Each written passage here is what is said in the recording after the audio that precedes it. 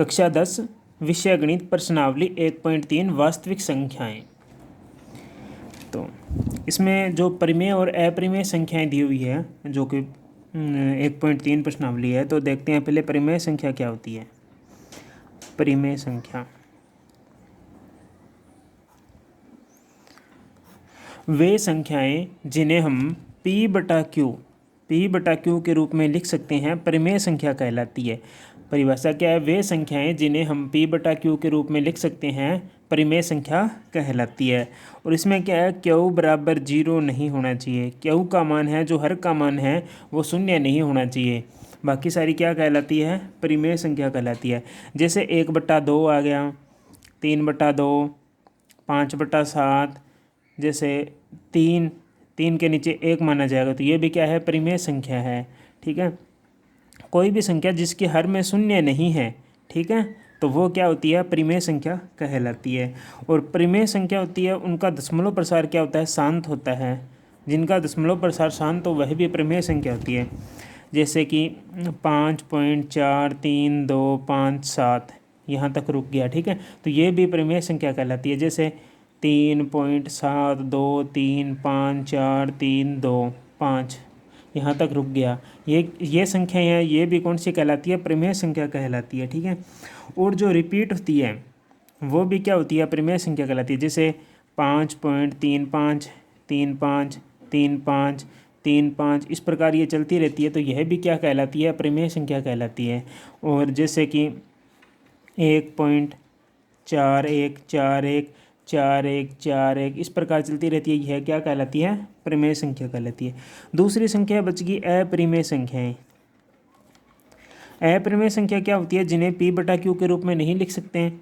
जैसे कि √2 है जो कि अपरिमेय संख्या होंगी, इसका मान 1.414 इस प्रकार बदलता रहता है, 3, 2, 5, 7 इस प्रकार। ठीक है, जैसे √3 है का मान 1.73257 इस प्रकार बदलता है, चलता रहता है, तो ये संख्याएं क्या कहलाती है? अपरिमेय संख्या कहलाती है।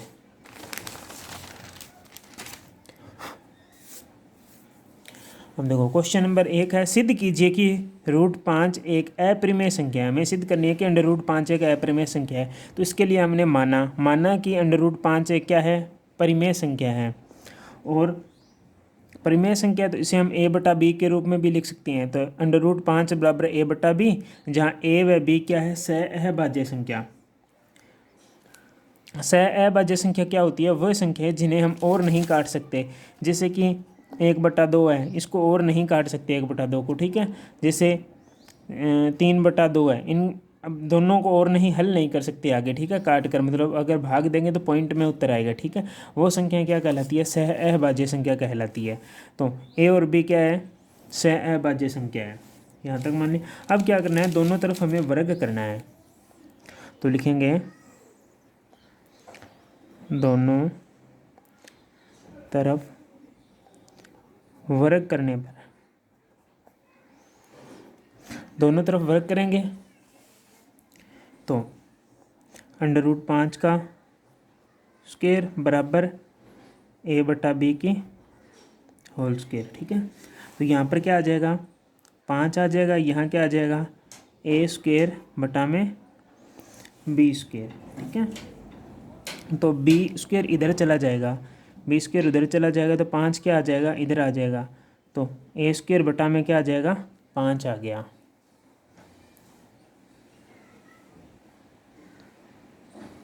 a² बटा में 5 आ गया। हम देखो इसका मतलब क्या हो गया? इसको इक्वेशन 1 मानेंगे। इसका मतलब क्या है कि जो a² है वो 5 से क्या है? विभाजित है। तो हम यहाँ लिख सकते हैं कि a² है 5 से विभाजित है। मतलब a² कोई संख्या है, उसमें अगर विभाजित है उसमें क्या है? 5 का भाग पूरा जाता है। अगर a² में 5 का पूरा भाग जाता है तो a में भी 5 का पूरा भाग जाएगा। तो हम लिखेंगे a भी 5 से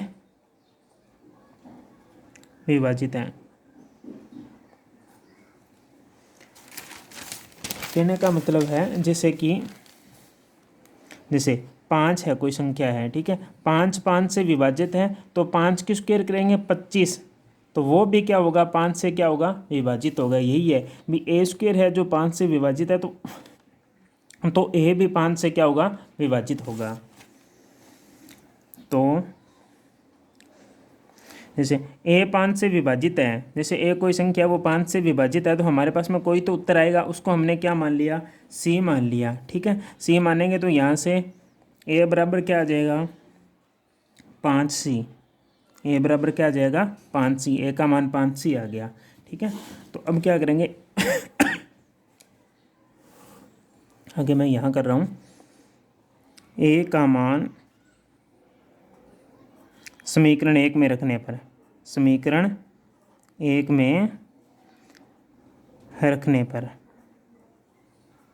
तो ए का मान है बराबर क्या है, 5c है, वो समीकरण 1 में रखेंगे, समीकरण 1 ये रही, तो बी स्क्वायर बराबर 5c की स्क्वायर बटा में क्या आ जाएगा, 5 आ जाएगा, ठीक है। तो बी स्क्वायर बराबर क्या आ जाएगा, 25c स्क्वायर बटा में 5। हम देखो 25c स्क्वायर आ गया, ठीक है। तो 25 में 5 का भाग देंगे तो पूरा पूरा भाग जाएगा, तो बी स्क्वायर बराबर कितना आ जाएगा, 5c स्क्वायर आ गया, ठीक है। तो ये 5 है वो इधर आएगा तो क्या हो जाएगा, भाग में, तो सी स्क्वायर बराबर क्या हो जाएगा, 5 हो गया। अब इसका मतलब क्या है कि बी स्क्वायर में 5 का पूरा पूरा भाग जाता है, तो हम लिखेंगे बी स्क्वायर 5 से विभाजित है। बी स्क्वायर क्या है, 5 से विभाजित है, अतः बी भी 5 से विभाजित होगा। अब देखो बी स्क्वायर में 5 का पूरा पूरा भाग जाता है, तो बी में भी 5 का क्या है, पूरा पूरा भाग जाएगा, ठीक है। अब देखो हमने क्या माना था, ए और बी माना था दोनों, ठीक है। तो ए में भी पूरा पूरा भाग जाता है और बी में भी पूरा पूरा भाग जाता है। इसका मतलब क्या हो गया कि ए और बी, ए बटा बी क्या होगी, परिमेय संख्या होगी। अगर ये परिमेय संख्या है तो √5 भी क्या हो जाएगी, परिमेय संख्या है। परंतु हम जानते हैं कि √5 है जो को क्या है, अपरिमेय संख्या है, ठीक है। इसलिए जो हमारी प्रारंभिक परिकल्पना हमने जो माना था कि √5 एक परिमेय संख्या है, वो क्या है, गलत है। तो इस प्रकार जो मैंने बोला है ये लाइनें लिखनी है, तो इस प्रकार हम क्या कह सकते हैं, अतः √5 एक अपरिमेय संख्या है, अपरिमेय संख्या है। इसके नीचे जो लाइनें लिखनी है वो मैंने बोली है, वो आप नहीं लिख सकते, तो जो इसका दूसरा क्वेश्चन करूँगा मैं उसके नीचे लिख दूंगा, वहाँ से देख लेना। क्वेश्चन नंबर 2, 3 + 2√5 एक अपरिमेय संख्या है। हमें सिद्ध करना है कि 3 + 2√5 एक अपरिमेय संख्या है। इस सवाल को हम जो पहला सवाल किया था उस तरीके से भी कर सकते हैं, और इसका जो दूसरा तरीका मैं करवा रहा हूँ इससे भी हम इसको कर सकते हैं। हम क्या लिखेंगे, मानना क्या है कि 3 + 2√5 एक परिमेय संख्या है। तो हमने सबसे पहले इसको क्या मानना है कि यह एक परिमेय संख्या है, ठीक है। अगर ये परिमेय संख्या है तो इसको हम a बटा b के रूप में लिख सकते हैं। तो हमने लिखा 3 + 2√5 बराबर a बटा b, ठीक है। जहाँ क्या है, a और b सह अभाज्य संख्या है, सह अभाज्य संख्या, ठीक है। इसके बाद में क्या करेंगे, जो ये प्लस में 3 है बराबर के इस साइड में लेके जाएंगे, तो ये क्या हो जाएगा, माइनस का हो जाएगा। √2 बराबर क्या हो जाएगा, a बटा b बराबर -3 बटा में क्या लग जाएगा, 1 लग जाएगा। अब इन दोनों को हम क्या लेंगे, लघुत्तम लेंगे, ठीक है। तो क्या आएगा, b आएगा लघुत्तम, ठीक है। तो ऊपर क्या हो जाएगा, a माइनस इस 1 का b में भाग देंगे तो हमारे पास में आएगा b, और b की 3 से गुणा करेंगे तो 3b हो जाएगा, ठीक है। अब जो ये √5 है, इसके साथ में ये 2 गुणा में लगा है, ठीक है। गुणा में है तो इधर आएगा तो किस में हो जाएगा, ये भाग में चला जाएगा, तो ये जो 2 है ये भाग में चला जाएगा, तो हमारे पास में क्या आ जाएगा 5a-3 अंडर 5a-3 भी बटा में 2 भी हो जाएगा। ठीक है, इसको यहाँ तक हल करना है इस प्रकार सवाल में। अब क्या लिखेंगे, देखो a और b क्या है, सहअभाज्य संख्या है, तो साथ में क्या है पूर्णांक है ये। ठीक है, तो ये पूर्णांक है तो ये पूरी संख्या क्या हो जाएगी, परिमेय संख्या हो जाएगी। ठीक है, तो हम लिखेंगे चूंकि, यह लिखना है चूंकि a, b पूर्णांक है। ठीक है, पूर्णांक है तो अतः a-3b बटा में 2b एक परिमेय संख्या है। ये पूर्णांक है तो ये क्या हो जाएगी, परिमेय संख्या। परिमेय संख्या है, जो ये संख्या है ये पूरी संख्या क्या हो जाएगी, परिमेय संख्या।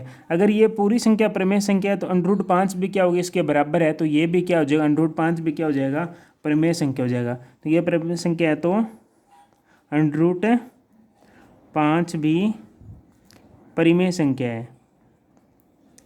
√5 भी क्या होगी, परिमेय संख्या होगी। परंतु हम जानते हैं कि √5 एक अपरिमेय संख्या है, क्योंकि रूट वाली संख्या परिमेय संख्या नहीं होती। तो हम जानते हैं कि √5 एक अपरिमेय संख्या है, अपरिमेय संख्या है। अतः हमारी प्रारंभिक परिकल्पना √5 एक परिमेय संख्या है, गलत है।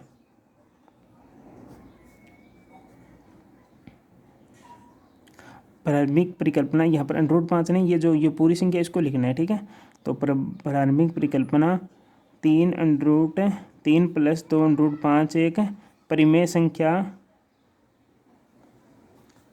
है, यह गलत है। अतः 3 + 2 √5 एक परिमेय संख्या है। 3 √5 एक अपरिमेय संख्या है, ये लिखना है। क्योंकि ये परिमेय संख्या ये तो गलत हो गया, तो यह क्या है, एक अपरिमेय संख्या। इसी प्रकार जो ऊपर वाला क्वेश्चन करवाया था उसमें यहाँ पर √5 लिखना है, यहाँ पर √5 लिखना है। ठीक है, और यहाँ पर √5 लिखना है। ठीक है, बाकी ये सारी प्रक्रिया ये सेम बात है, ये सारी की सारी ये लाइनें हैं वो लिखनी है।